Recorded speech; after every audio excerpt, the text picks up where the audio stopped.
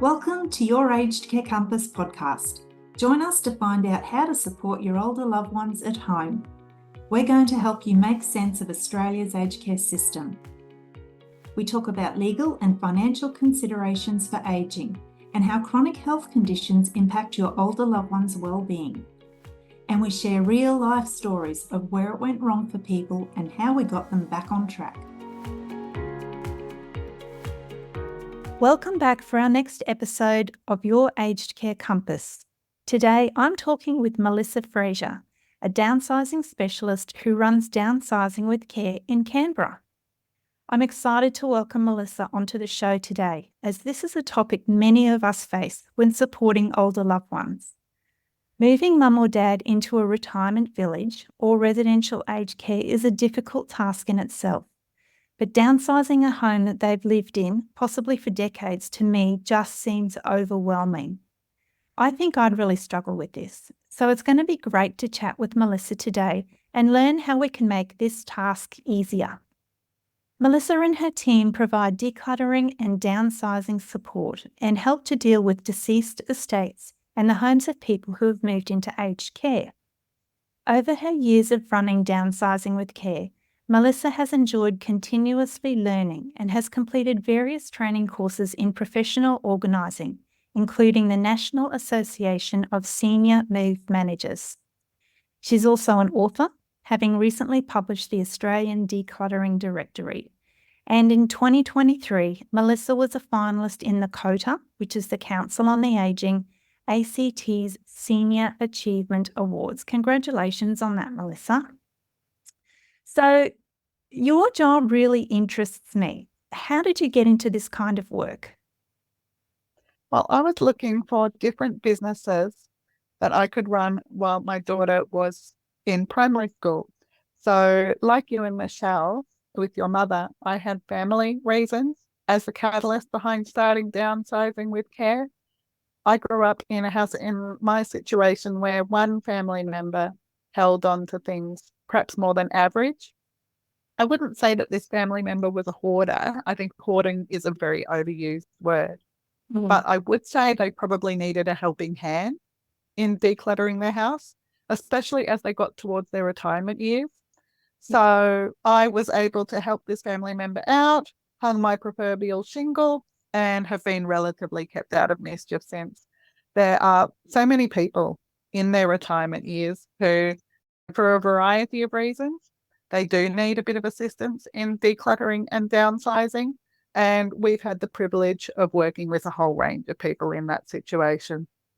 That's fantastic. I can tell you right now, I would be someone who would be needing your assistance. My mum, when my dad passed in 2017, they lived in an enormous 4-bedroom home. Dad had a work shed out the back that was full of timber. And when he died, Mum had to face this task. I helped her and my sister helped her. I did as much as I could, but actually just in doing that, in helping Mum, it was kind of too much for me. And I literally didn't know where to start. And I would make a start in one room and I'd move to the next room and I got nothing done. And I found it really difficult. Mum managed to get on and pretty much move everything out of the house and downsize into her own place. But for me, I know I would really struggle with this. It's a huge job. It's the physical task of it. And I think it's the emotional attachment and the relief, I don't know, the giving away of the memories that are attached to all those items. I would just find it very, very difficult. So our conversation today, I'm really going to enjoy, I think, and I'm sure our listeners will as well. So I know in the kind of work that I do, conversations with aging parents about future planning or support at home and alternative accommodation when indicated are really difficult to initiate sometimes. Faced with this task, how do you suggest a family member begin a conversation about downsizing? Well, you mentioned the key word there, when indicated. Alternative accommodation is something that sometimes the family members want, but that the older person might not want. And it really comes down to that agency. And where you don't have the hospital saying you can't come home or you can only come home if you need to clear some items. Very rarely is it that drastic. Usually, people already have the idea of decluttering and downsizing on their mind. So, I guess just to open up that conversation in a non judgmental way, if you can, and perhaps not attached to the idea of physically moving and selecting a new accommodation type. It might just be, oh, hey, mum, let me deal with the kids' clothes in the cupboard if you want me to. Yeah. It can be starting somewhere small and working over a period of months or years to relieve some of that burden from the person themselves and from family members further down the track. Yeah, excellent. So look, Melissa, what if they're completely resistant to the idea? Do you have any tips for overcoming hesitation? It really depends on the situation they find themselves in. If it is that they are a genuine hoarder, someone who does find it very difficult to part with things for emotional reasons, not just physical reasons. If they're in that situation, it can be, of course, useful to get external help in. But if they're just finding themselves going through all of the normal emotions around decluttering and downsizing, and perhaps some family dynamics around not wanting to accept help from their children, then that's, I guess, the situation where you might want to take the pressure out and see what's behind the resistance. There's a lot of shame and negative emotions caught up in decluttering and downsizing. So if you can identify, is the resistance around letting go of things? Is the resistance around this person helping? It might be child number one doesn't make any headway, but child number two does, for example. So identifying those reasons behind the resistance, I think, is the number one step there. All right. And is that something that you would typically do within your role? Often it's really helpful to work out who's doing which role. Right. So where we've been brought in usually in a role of doing the bulk of the decluttering.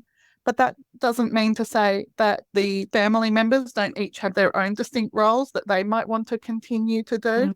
It really depends on the family, but there's no shame in, and it's really, really good to have those distinct roles where external people form a part, but also even within the family, even where people are not getting external help, to draw up and say which person is in charge of which sort of decisions, whether it's to do with the accommodation selection, which family member might be in charge of decluttering the garage. And I mean, of course, sadly, these often come on gender lines, don't they? They do, yes. Same as in our line of work, yeah. And it comes to often where one female family member is kind of holding the can and they're struggling. So they'll reach out and say, I've had enough. I really need some assistance, guidance, someone to pass this over onto, where they've made some key decisions. They've sorted through all the important things of the family and they just need someone else to help clear the rest. Absolutely. So if a family member is looking for help to downsize a loved one's home, should they hire a professional organiser or a downsizing specialist? Yeah, those are two different things and they do overlap. And there are professional organisers who work in downsizing, and there are downsizing specialists who also help in home organisation. But it's not necessarily the case that both of those jobs always overlap, and different people do, I guess, help different clientele in this area. But I guess I would say that with a downsizing specialist, they're more likely to have more contacts in the areas of sales of secondhand items, and especially with moving. Very rarely are professional organisers working with people who are moving or with big jobs like estate clearances. So if it is that they're downsizing the family home, sometimes it's really good to interview or look up a couple of downsizing specialist companies and see what they have to offer. They often offer free in-home visits where they can talk to the person and talk to the family about their approach and how they go about things. But most importantly, they've got the local contacts where Yes. they do have the secondhand sales specialist, the removalist, they've got the contact lists for the local area. Excellent. Yep. Does a downsize for aged care differ from a downsize if someone was moving into a retirement village? Yeah, they can be two very different things. With the move into retirement villages, it tends to take place over a much longer period of time. Yeah. So we tell people a minimum of 3 months if it's a rush move. But usually a move to a retirement village can take place over a 6-month period or longer, where people are actively involved and actively making decisions about what they want to do with everything. Yeah. And with a downsize to aged care, yeah, as you say, that's often prompted by a medical situation. So often there's an imperative for them to move sooner rather than later. Mm. And of course, they've only got the hotel room sort of set up. They're not Yes. taking as many things as they would to a retirement village. Usually we find it's about 5 boxes or so that people tend to move into the aged care assisted living accommodation rooms. It's great if someone close to the person can pack those boxes and identify, well, what are the clothes that they're usually wearing? Mm. What are the things that they'd really like to have around them? And then it's about dealing with everything that's left after that move to aged care. Look, one of the biggest challenges, I guess, is deciding what to keep, what to donate, and what to sell. I know this would be my greatest challenge, as I'm really sentimental and I just would not be able to part with anything. But knowing that this task has to be completed, how can families approach this effectively? I think you'd surprise yourself once you got on a roll there, how you'd go about dealing with those sentimental items. I really do think that once people get on a roll with it, the process does become a lot easier. But one thing that we find has been really helpful is to sequence the process. Yeah. And if sales information can be gotten up front, if it is that people are looking to sell items, that can give people a lot of clarity. It's really surprising how much clarity you can get from a sales expert saying, well, that's worth money. That's not worth money. And to look around things that have meaning to you from a cold sales perspective to go, well, you could sell that, you can't sell that, you can sell that, you can't sell that. And when something's not worth selling, sometimes it magically becomes a lot easier to donate. That's really interesting. I was kind of unaware of that aspect of this. So, do you connect people to someone who would advise them on the sales? Is that how that works? Yeah, well, we've been really lucky to develop contacts in this area. And we've got a lady on our team who she used to work at our local high-end auction house. So on our team, we have that great knowledge about what's worth selling on the secondhand and antique market. But if you don't have those contacts, I guess to look up your local sales outlet, antique dealer, auction houses are great if you live in a metropolitan or regional centre. They can really advise you on, if you send them photos, they can really advise you on which of those things are worth putting to, say, an antiques auction or a secondhand auction. FlexiCare is a not-for-profit organisation which supports older people living in Brisbane's southern suburbs to live their best lives in their own homes and communities. FlexiCare don't have grand plans to be the biggest aged care provider. They want to be known for treating each one of their participants as an individual who they get to know well. They answer their phone calls personally when clients ring them. They give their clients easy access to a home care partner who can work with them to deliver the best mix of support possible. If you're in Brisbane South and want to know more, give their friendly team a call on 07 3422 8400 or check out their website flexi.org.au.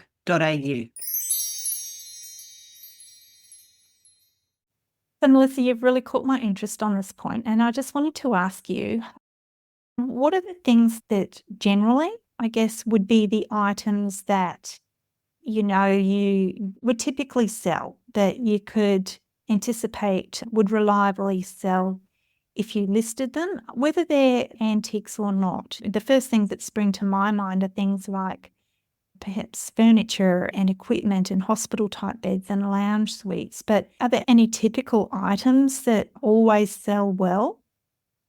Sure. It's interesting. People's expectations are so vastly different from the reality on the secondhand auction market. With the secondhand auction market being the way it is, the fact that people aren't collecting certain items, don't have display cases under the age of 50, the market is very different from when the signs of the middle class home were that you collected your pewter glasses and the crystal and the china and all of those things. So sometimes people will set aside those things as things that they hope to get a bit of money back from. But it can be other things that end up selling a bit better for them. Of course, solid silver, that sells. There's no questions about being able to sell solid silver or particularly rare furniture or something like that. But furniture can be hard. The reproduction sort of Victorian furniture that you get, there isn't much demand for that. There isn't much demand for display cases or a lot of the china, a lot of the glassware. But there is demand for, I guess, retro 70s floral china. Right. There's also demand for Bakelite telephones. And I guess that mid-century look is very in at the moment. So all of the mid-century gorgeous tapered teak furniture, that sells very well. So it depends on what it is. But I do find that people's expectations are sometimes higher than what the market will bear. An antiques dealer one day said something that I thought was very useful, which was rare items are rare. Okay. So rather than looking to recoup, to sell things for the highest possible price and to think about what people paid for things when stamp collections were more valuable and crystal collections were more valuable, I find it useful to just think that they'll get extra pocket money for it. Yes. And yeah, those things may well be worth selling as a job lot at auction and get them some pocket money. And at least they find a good home that way. And at least, I mean, the silver lining is, of course, people's homes are worth more than their collections will usually ever be. Fantastic points, Melissa. Are there any special strategies for managing those family heirlooms and antiques and items that are especially sentimental? Well, we talked about making those sales decisions up front. It's also really, really helpful to get family decisions made up front.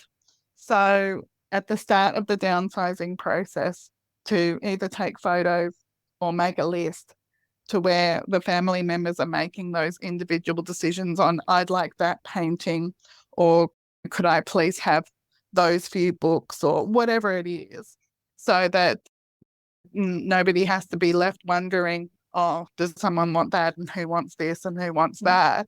Because like it's often talked about at the moment, people don't usually have the capacity in their homes to take on their parents' or grandparents' items. No, you're right. And that's a situation I actually find myself in. Some of the furniture left over from mum and dad's place that, we had this discussion, our siblings and I, and there were a few pieces that I wanted, and I absolutely love them. It was furniture that my father absolutely loved and was important to him. So I've taken them into my home, but they don't fit. They don't fit aesthetically in my home. And so I still have them. And I've got to that point now where I'm thinking, as much as I don't want to, I think I'm going to have to sell them because I can't just keep them in the spare room forever. It's a difficult thing. And I guess the benefit of you selling the items or rehoming those items is that whoever you rehome them to is going to give them a new life and value them and whatever else. There's really no point in your house becoming a museum for things that you're not actively using, of course. And another thing is that I found really useful. There's a great quote from Peter Walsh that says, those things were designed to make your parents happy. They're not designed to make you happy. Oh, I like that. I like that. I found it really, really useful. There's a lot of guilt around sentimental items. And I would just be so happy if people could free themselves from that guilt of, oh, I have to keep that because that was important to mum. Yes.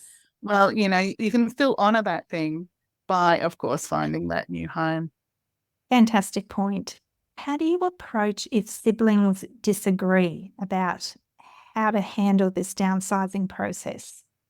It can be tricky, some of those family dynamics, and one spokesperson in charge is always helpful.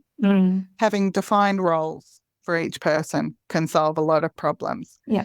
If it's just a matter of deciding who gets what in the downsizing process, then having an agreed process, like a document listing out the heirlooms and having people put their names against them, can help.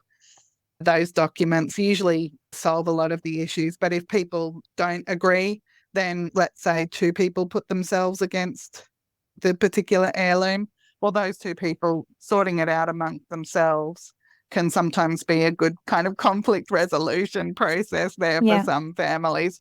Upshot is having clear roles and clear processes in place can be effective. If the siblings were really struggling to get that clarity between themselves, is that a conversation that you could facilitate or mediate yourself and sort of guide them into having to make that decision? Because I can imagine otherwise things would be going around and around a circle, and that process of decluttering isn't progressing because the siblings can't agree on who's going to take ownership and who's going to do what. Can you help them through that process? Very rarely do we come across that. I can only think in our 7 years of doing this, I can only think of one family where we kind of reached an impasse. And again, they were just so conflict oriented that we found that we weren't able to help them progress there because of the dynamic just not being a productive one for them or us or anyone involved there. Usually, having that photo process or that document process sorts out most of those sorts of decisions. And I truly believe that most people are good people. They want to see mum and dad well set up. Yes. And even if other siblings don't think that the other sibling is doing enough, usually people will have that goodwill to move the process along there. Okay, great. If that answers your question there. Yeah, no, it does. It kind of surprises me. I was kind of expecting you to say that issue would be more common than what you've experienced. So it's good to know that it's less common. So once things have been sorted, where can people find good places to donate unwanted items that are in good condition? Yeah, I mean, that's the question, isn't it? With, I guess, salvos becoming overfull and people worried about contributing to waste and all the rest. Of course, there's no easy answer to that where, you just have to do your best with the types of items that you come across. But I would encourage people to not rehome items individually if they can help it. It just adds time to the process. Okay. So let's say you've got 10,000 items in the average home. You'll be there 10 years finding individual destinations for each of those items. I would encourage you, where you can possibly do so, to bulk rehome those items. And the large charities, even though they get, a bit of bad press or whatever else, if you are confident that things are in clean and saleable condition, I have no compunction whatsoever about bulk donating items to Salvos or Vinnies or any of the other large charities. And it's a great service for people who are downsizing. You can box up those household items in great condition and they'll pick it up for free. Yeah, What other service will come and help you do that for free? I know. There's no other service. It's a great option. So look, I guess the big clear message that I've taken away from our discussion today, if you can avoid it, not to leave downsizing or a decluttering task until the crisis happens. Because when the crisis happens, there's so much going on. And then to put downsizing someone's home, whether it's been a crisis decision of moving mum or dad into aged care, just makes it much, much harder. So I guess my big takeaway from this is to start this sooner rather than later in those small increments like you suggested, perhaps just starting in a spare room or starting with clothes that haven't been worn for a long time, and just gradually chip away at it over time if you can.